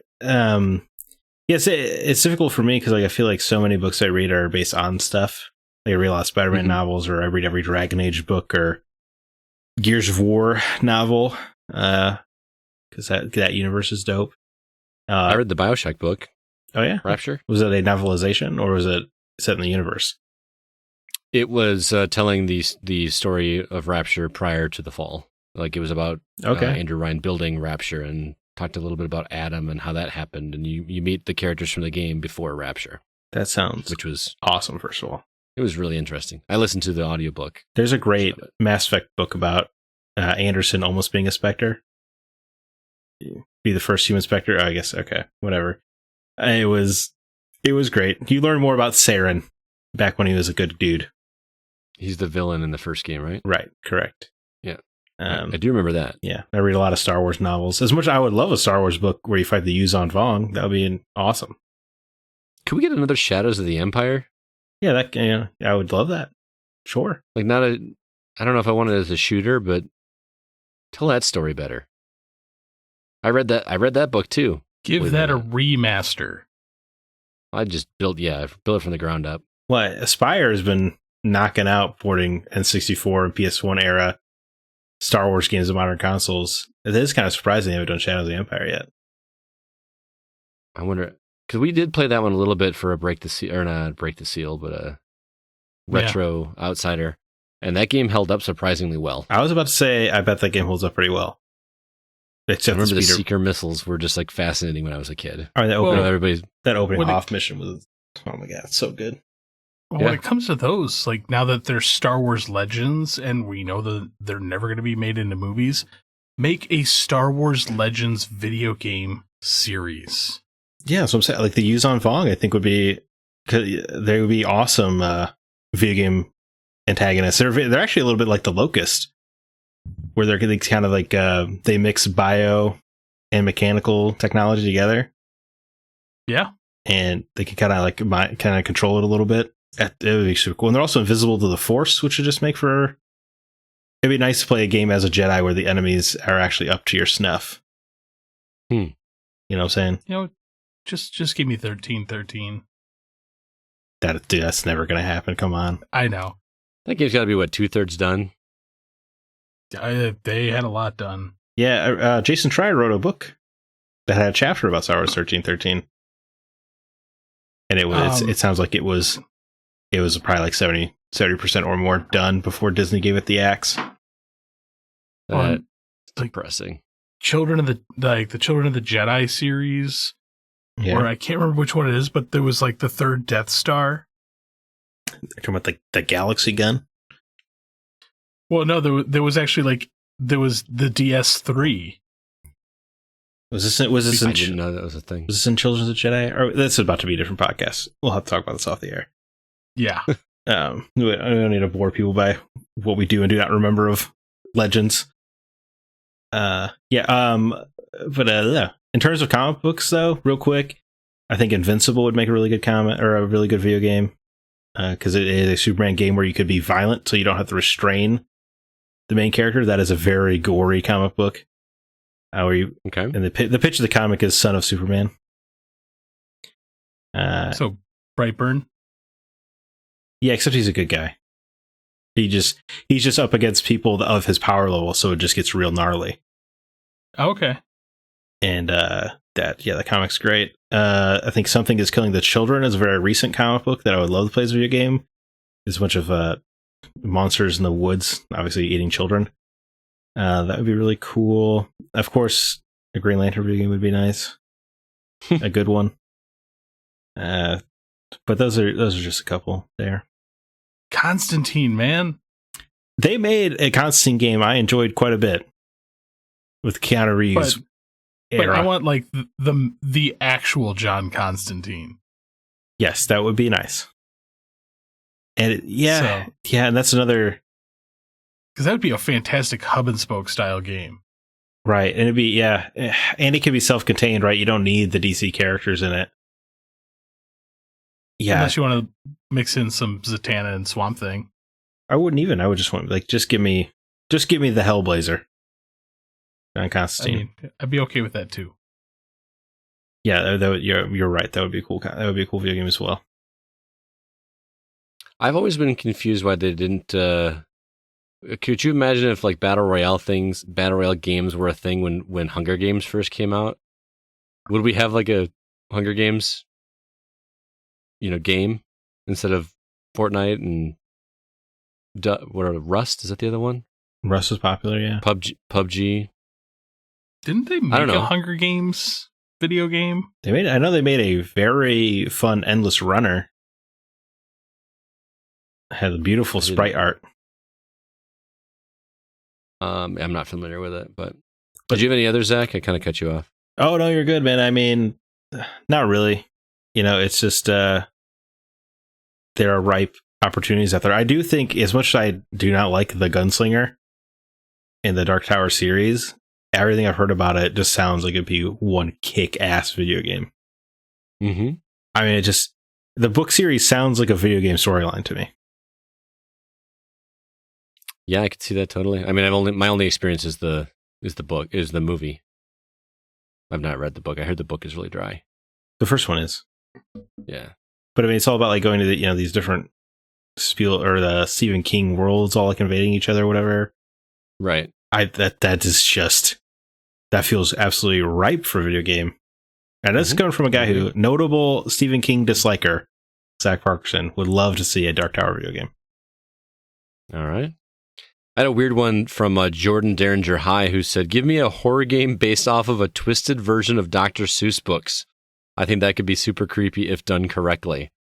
That reminded me of, remember when we thought that Warren Spector was making the next Mickey game, and we had those concept art of like, I don't know, like a steampunk Goofy and stuff like Epic that? Mickey, where it had like the disembodied heads of Donald and Goofy, like talk to you and stuff.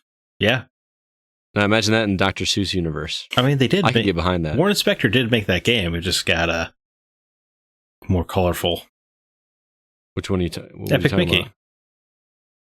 Oh, gotcha. But you're right. That original Game Informer article looked like a freaking game changer.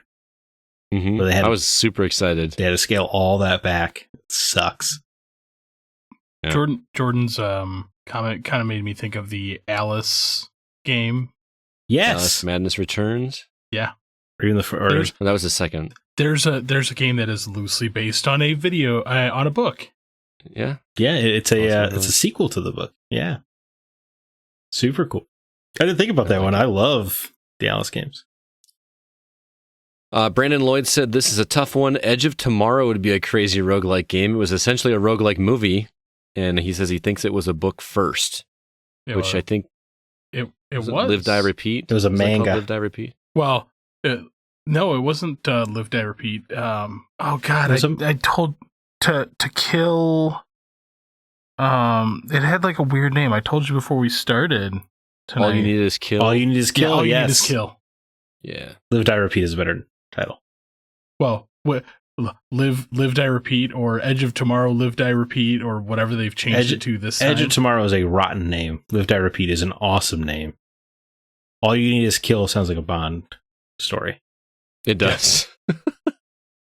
As for me, you guys have read a lot more than I have. You have a lot more experience in literature, but to me, Ender's Game, one of my favorite books of all time.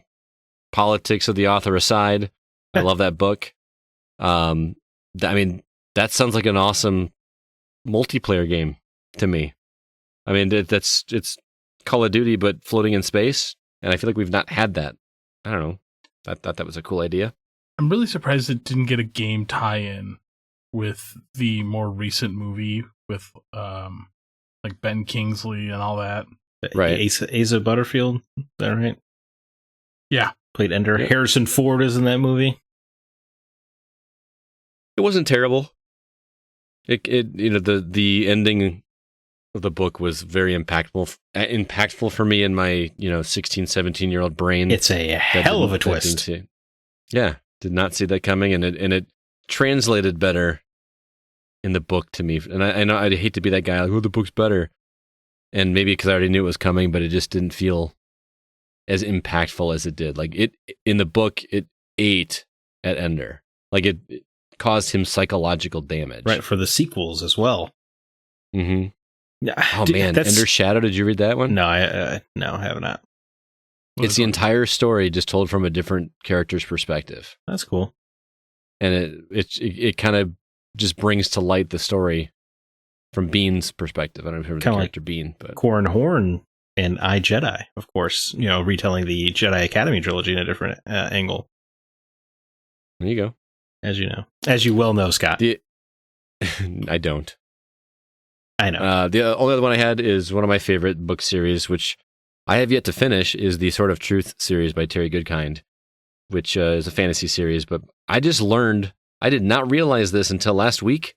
Terry Goodkind died this year. Yeah. I had no idea. I still haven't even looked up to see if he actually finished the series or not. But probably left that is manuscripts to finish. Right, Robert Jordan situation. A fascinating book for me, or book series for me, because it was my introduction to fantasy. It was the first fantasy thing I ever read. And I appreciated it as a kid because the character knew nothing about magic and I had no experience with any kind of fantasy. So I felt like I was learning about how fantasy novels worked along with the main character. That's cool. So again, it kind of matches with the video game, and there are some really cool characters in that book series. Have you read any of them, Zach? Can't say that I have. One of the big villains, his name is Jagang, Jagang, completely black eyes, bald head. I just remember him specifically. He's got some weird names. One of the villains is Darken Rawl. I don't know if you like that or not, but it was pretty awesome. Sweet name. It was cool when I was a kid. But there's a whole bunch of like just messed up stuff that happens in those books that I think is really, really cool. Wait, like dark and kind of unexpected kind of things, or? Yeah, like towards the end of the first book, spoiler alert, if you're worried about being spoiled for a 25-year-old book, at one point, Richard, the main character, is captured by this race of women that basically dominate their victims. They have like a rod that they use that like controls the males that they subdue, and he basically broke, or she broke the main character. And it was really dark and disturbing for a long time. Like he was like, yes, mistress kind of thing. It was messed up. I really liked it. I'm getting sold on Sword of Truth. I'm telling you, it's a really good series, and it goes different places. Like the third book doesn't even. I think it's the third book. You don't even see the main character from the first two, and they don't. It just starts out with this character, and you think, oh, and we're being introduced to this new character. We're going to go back to Richard and Callan, but all of a sudden, the entire book is about this one character, and it winds up being like an offshoot story that is still very important to the main story. I don't know. I just thought that was cool because I was not expecting it and hated it at first, and then wound up really loving it. So I really got to read the next Stormlight Archives book. we should both read it. I have it on my Audible account. Yeah. We should both listen to it. It's weird because we both absolutely love. We're head over heels about The Way of Kings. Well, the person that recommended Brandon Sanderson to me said that the second book wasn't nearly as good. She's like, it's good, but it's not as awesome as the first one. So I bought it, but I just not. I think for me, it's just listen to it. Yeah. So I mean, I own them all in a hardcover, and they're just such an intimidating tome. I was so proud of myself for getting through the first one. I'm like, I don't know if I have it in me to get through another one of these. That's why audiobooks are nice because you know all you see is the number of hours, and it doesn't matter because you're just listening to it like you listen to a podcast. I'm listening to Dune right now as an audiobook, so I'm not opposed to audiobooks. Since I know you don't read a lot of comics, Scott, but do you think the Neverender series would translate fairly well? You talking about Coheed? Yeah. Well, was it Neverender? Because I mean, it's Amory Wars is the name of the series. Amory Wars, yeah. Yeah, Neverender is like it's something different, but like you know what's crazy, and I'm embarrassed to say this: Coheed and Cambria is my favorite band of all time. I've never read the comics. I don't know how to get a hold of them without like physically buying every single one. I want like a digital version, like Zach does with his DC comics, where I could do that. I'm sure you can find them. I don't want to do it illegally. I didn't say that. I'm saying you could probably find them fairly easily digitally. Probably. I'll just have to do some digging because I'm genuinely curious, like what the keyword is and all that. I don't know if you're not the symbol for Coheed and what does the dragonfly have to do, and the music actually tells the story. Like the albums are actual concept albums that are telling a story, and I have no idea. I don't really understand what the story is. I just know the lyrics from singing the songs in my car. So. Yeah, it could be down. That was a lot of fun. Lots of great ideas. And thank you to all the listeners who wrote in and gave suggestions. It was a good topic. Next week's topic was another one that Zach and I talked about this week. We're going to talk about games that could get people into gaming. We all have friends that don't play a lot of video games. So we're going to talk about what games we would use to try to get them into this fun, crazy hobby that is video games. I think that's going to be a good one. So stay tuned for that. Also, don't forget, we've got a voicemail line if you'd like to leave voice messages. Maybe just call and yell at us, tell us that we suck. Don't do that. But let us know what you think of the show. Leave some answers on there. The number is 347-746-2278. Or if you'd like an easy way to remember it, it is 3477-GO-CAST. But that is going to do it for this episode of The Gaming Outsider. Zach, any parting words or suggestions for the listeners before we get out of here? Sure. You know, I would recommend The Boys, but based on the ratings, it seems like most people are already watching it. So I just also had its finale as Star Trek Lower Decks. And I know I'm a Star Trek neophyte, but that is an animated, adult animated show, and it sneaks up on you, which is an expression I've already used this podcast. But the first 2 episodes are like, okay, yeah, it's funny. I like this. Then by the end of it, you actually kind of care about the characters, and it kind of gets a little bit serious. It's really good animated show. It's only 10 episodes, half hour each. You know, it's a lot of fun if you like the Star Trek. It's on CBS All Access, which I know a lot of people are weirdly reticent to try out, but it is on there, and it's very good. A lot of great, even as a Star Trek newbie, there's some pretty deep cut jokes that I am understanding and appreciating. Nice. Very cool. CB, how about you? I am pretty deep into Supernatural. Still, yeah? Yep. It's got its hooks in, man. I probably can't go with more than a day without watching at least 1 or 2 episodes. Nice. I hear a lot of people talk highly of that show. I have not watched it. I got a recommendation too. It's an easy one. It's an old movie, but I went back and watched Stranger Than Fiction last night, which I haven't seen in years, and I have forgotten What a great movie. Just a good, feel-good, happy movie. Yeah, that movie. That's my go-to feel-good movie. It's probably like one of my top, 10 or 20 movies ever. I love Strangers in Fiction. Like, I'm seriously considering watching it again tonight after this podcast, just because I need something to feel good right now. And it's just such a good, feel-good movie. It is. And it's on Netflix right now. It makes you appreciate the little things in your life, and also appreciate that Will Ferrell could totally have a dramatic career if he wanted one. Right.